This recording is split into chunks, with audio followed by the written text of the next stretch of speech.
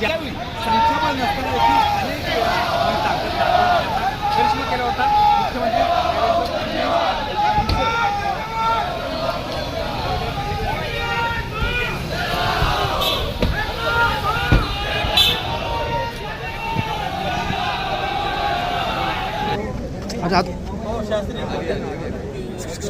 Satish button थोड़ा सलीम भाई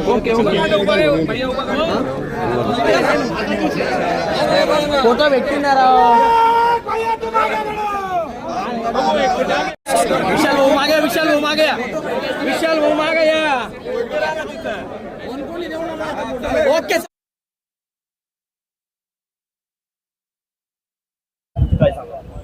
नाही, नावं किती दिग्गज आहे यापेक्षा पक्षाशी किती एकनिष्ठ आहे याला फार महत्त्व आहे पक्ष संघटनेमध्ये। आणि निश्चितपणाने आदरणीय माजी आमदार स्नेहलताताई कोल्हे असतील, आदरणीय बिपिनदादा खोले असतील, यांच्या सूचनेवर आदरणीय देवाभाऊंनी या देशाचे गृह व सहकार मंत्री अमितभाई शाह साहेबांनी जस 2024 मध्ये थांबायला सांगितलं।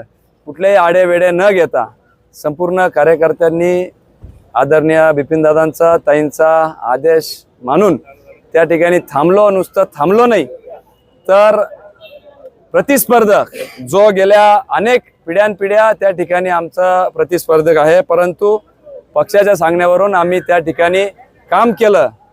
किंबहुना जो आमदार 2019ला महाराष्ट्रातील सर्वाधिक कमी 5 मताधिक्याने निवडून आला तो सर्वाधिक 5 मताधिक्याने त्या ठिकाणी विधानसभेमध्ये निवडून पाठवला। आणि विशेषतः ज्या ठिकाणी आमचं प्राबल्य असलेले गाव आहे त्या ठिकाणी अधिकचं मताधिक्य त्यांना मिळून दिलं।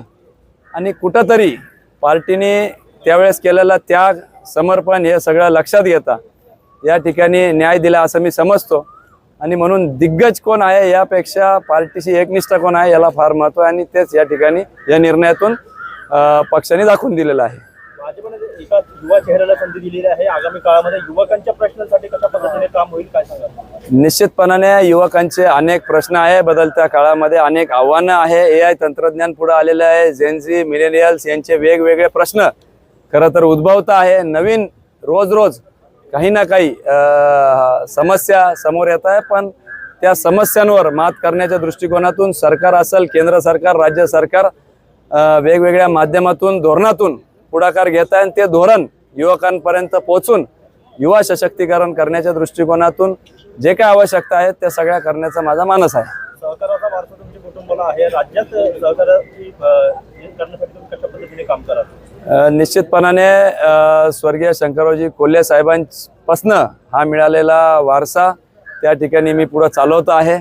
आणि सहकाराच्या माध्यमातून विशेषतः ग्रामीण भागाचं अर्थकारण परिवर्तन किंवा बदलण्याच्या दृष्टिकोनातून त्या ठिकाणी मी प्रयत्न करणार आहे एवढं मात्र निश्चित।